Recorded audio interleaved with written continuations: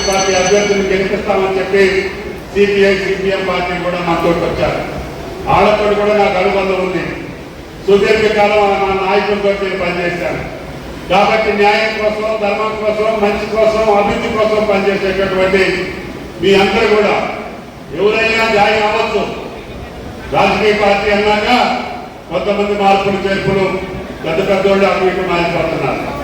కానీ నేను డాక్టర్ గారికి చెప్పేది ఏంటంటే, ఎట్టి పరిస్థితుల్లో మన కష్టపడ్డటువంటి కార్యకర్తలు మర్చిపోవద్దని చెప్పి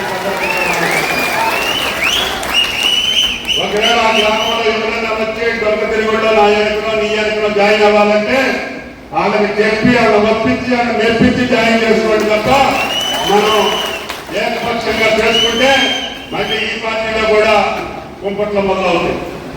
ప్రజల కోసం ఉండేవాడు మనతో కలిసి కాంగ్రెస్ పార్టీని అభివృద్ధి చేసేవాడిని, ప్రజలకు మేలు చేసేటటువంటి వాడు ఉండాలి తప్ప మళ్ళీ నిన్న దాకా డ్రామా వేసి మళ్ళీ మీ దగ్గరికి వచ్చి డ్రామా వేస్తే మీకు ఇబ్బందులు వస్తాయని చెప్పి కూడా ఈ సందర్భంగా మనం అంటే అందులో కొందరు ఏ పార్టీకి ఆ పార్టీ ఓటు వేసుకున్నోడు ఉంటారు.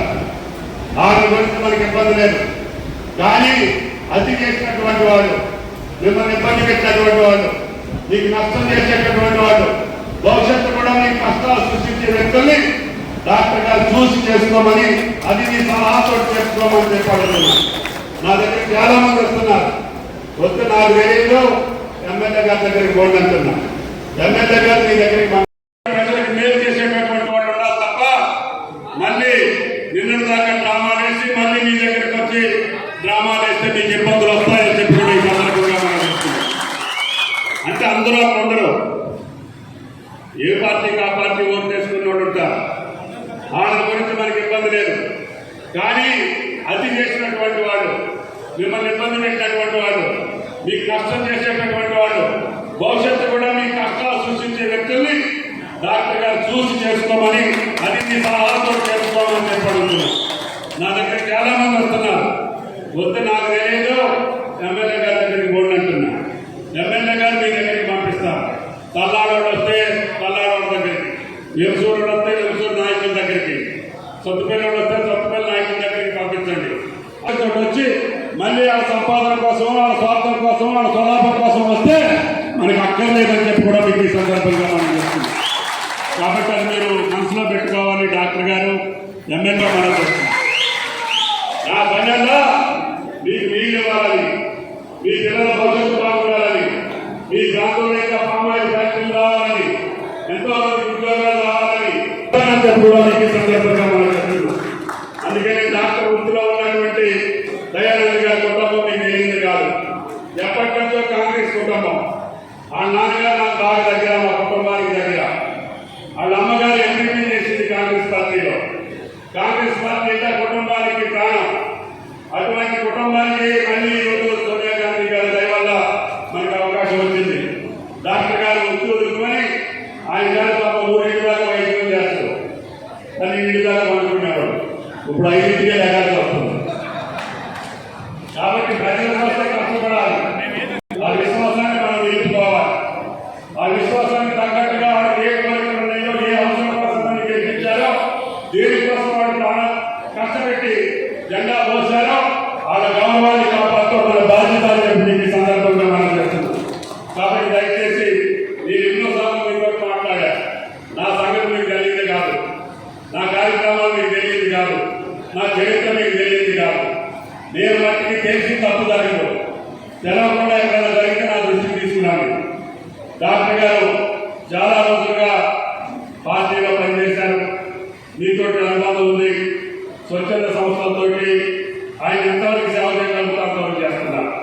సరే, అదృష్టం ఆయన గారి మీద లేదు, రాఘవయ్య గారికి అదృష్టం వచ్చింది. మరి ఆ తల్లి మనం జాగ్రత్తగా కాపాడుకోవాల్సిన అవసరం ఉంది.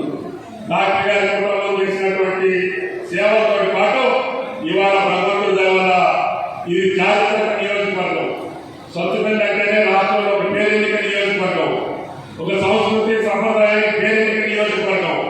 పెద్ద పెద్ద మహానుభావులు ఇక్కడ ఎమ్మెల్యేగా, మంత్రులుగా, ముఖ్యమంత్రులుగా సర్దార్ వెంకటరావు గారు కూడా ఈ ప్రాంత అభివృద్ధి పాటుపడ్డటువంటి వ్యక్తులు అవకాశాలు కూడా తీసుకొచ్చే భాగ్యం నాకు మీరు కల్పించారు, శ్రీరామచంద్రుడు కల్పించారు. అందుకనే మీ మండలంలో ఏ ఊరికి పోవాలన్నా బెంజికారులో పోతారు. ఇప్పుడు ఎక్కడికి పోవాలన్నా మంచినీళ్ళు లేని హంసూరు మండలంలో కూడా 3 పంటలు పండించుకునేటటువంటి రోజులు వచ్చినాయి. అదేవిధంగా సత్తుపల్లి పట్టణం, అదేవిధంగా పాత నియోజకవర్గంతో పాటు అన్ని వ్యవసాయ అనుబంధ రంగాలు మీరు ఫుడ్ పార్క్ని ఆ రోజు శంకుస్థాపన చేశాం. ఆగిపోయింది, వైఎస్ రాజశేఖర రెడ్డి గారు శంకుస్థాపన చేశారు. ఆగిపోతే మన ప్రభుత్వంలో దాన్ని 100 కోట్లు పెట్టి పూర్తి చేశారు. ఎన్నికలు అవ్వగానే ఎమ్మెల్యే గారి చేతుల మీదుగా దాన్ని ప్రారంభోత్సవం చేపిస్తానని చెప్పి కూడా ఈ సందర్భంగా మనం చెప్తున్నాం. తిరువేలి మండలంలో లంకాసాగర్కి నీళ్లు రాలే, కృష్ణానది రాలే.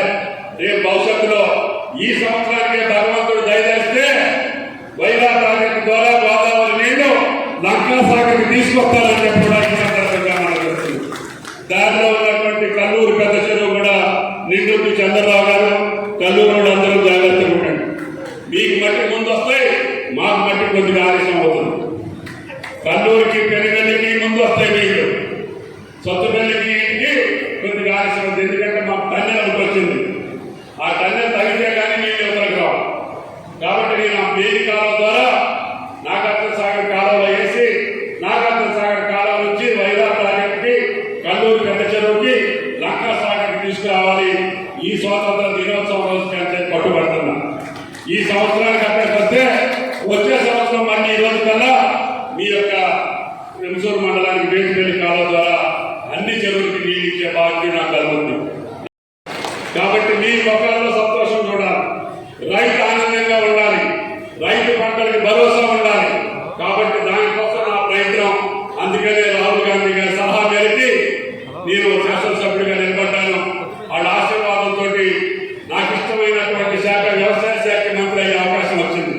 కాబట్టి రేవంత్ రెడ్డి గారి ప్రభుత్వం ఇంకా శక్తివంతంగా ఉండాలంటే, కాంగ్రెస్ ప్రభుత్వం రాహుల్ గాంధీ గారు దేశ నాయకుడిగా ఎమర్జీ కావాలంటే మనం చేయాల్సింది 17 పార్లమెంటు స్థానాలు ఈ జిల్లాలో, ఈ రాష్ట్రంలో గెలవాల్సిన అవసరం ఉంది. అందులో ఖమ్మం పార్లమెంటు అత్యధిక మెజారిటీతో గెలవాల్సినటువంటి అవసరం ఉంది. కానీ మెజారిటీ ఎక్కువ వస్తే సత్తుపల్లి నెంబర్ 1 గా ఉండాలి. సత్తుపల్లి నెంబర్ 1 ఉంటే ఖమ్మం నియోజకవర్గం నెంబర్ 1 గా ఉంటుంది. తెలంగాణ మొత్తం మీద ఖమ్మం పార్లమెంట్ లోనే ఎక్కువ మెజారిటీ వచ్చిందనే కీర్తి మీకు రావాల్సినటువంటి అవసరం ఉంది. మీ గౌరవం పెరగాల్సినటువంటి అవసరం ఉంది. తద్వారా రేవంత్ రెడ్డి గారి కాంగ్రెస్ ప్రభుత్వం ఇంకా పటిష్టవంతంగా 10 కాలాల పాటు ఈ రాష్ట్రంలో మంచి పనులు చేయడానికి ఉపయోగపడుతుంది.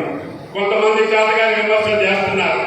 చేసినా సరే ధైర్యంతో కష్టాలున్నా, అప్పులున్నా, ఈ యొక్క రాష్ట్రం యొక్క పరిపాలన నిశ్చిన్నమైన విధ్వంసమైన దాన్ని సాధించి అన్ని ప్రాజెక్టులు, అన్ని కార్యక్రమాలు, అన్ని గ్యారెంటీలు అమలు చేసేటటువంటి బాధ్యత రేవంత్ రెడ్డి గారు చాలా చేస్తామని చెప్పి కూడా మీకు సందర్భంగా మనం చేస్తున్నాం. మననే ముఖ్యమంత్రి గారు చెప్పారు, రేపు స్వాతంత్ర దినోత్సవం రోజు కల్లా 2 లక్షల రూపాయల రుణమాఫీ చేసి తీరుతానని చెప్పి ఆయన మాటించారు. తప్పకుండా రైతాంగాన్ని మొక్కలో చిరునవ్వులు కొట్టడానికి ఎన్ని ఇబ్బందులున్నా ఆ కార్యక్రమాలు పూర్తి చేస్తామని చెప్పి విజ్ఞప్తి చేస్తూ, ఇంకా మిగిలినటువంటి కార్యక్రమాలన్నింటినీ కూడా మీరు చర్చించుకోండి. అందరూ ఒకే మాట మీద ఉండండి, అందరూ ఐక్యంగా ఉండండి. తప్పకుండా నాకు ఆ భగవంతుడు ఇచ్చిన శక్తి మేరకి కాంగ్రెస్ పార్టీ ఇచ్చినటువంటి పదవి రేవంత్ రెడ్డి గారి యొక్క అభ్యున్నతి కోసం, రాష్ట్ర ప్రభుత్వం యొక్క కీర్తి కోసం, మీ యొక్క గౌరవం కోసమే నేను పనిచేస్తానని చెప్పి విజ్ఞప్తి చేస్తూ, నాకు వేరే కార్యక్రమాలు ఉన్నాయి. అభ్యర్థి గారు వస్తారు. ఈ లోపల వామపక్ష నాయకుల్ని, మండల పార్టీ అధ్యక్షుల్ని, ముఖ్య నాయకుల్ని కూడా రేపు ఎన్నిక మనకి ప్రతిష్టాకరం. మొన్న గెలిచిన దానికి మళ్ళీ ఎక్కువ బలంతో, పెద్ద మెజారిటీ తోటి మీరు రంగారెడ్డి గారిని గెలిపించండి అని చెప్పి మిమ్మల్ని ప్రార్థిస్తూ ఈ అవకాశం ఇచ్చిన రాఘమయ్య గారికి, డాక్టర్ గారికి, కాంగ్రెస్ పార్టీ నాయకులందరికీ ధన్యవాదాలు తెలియజేస్తా సెలవు తీసుకుంటున్నాను.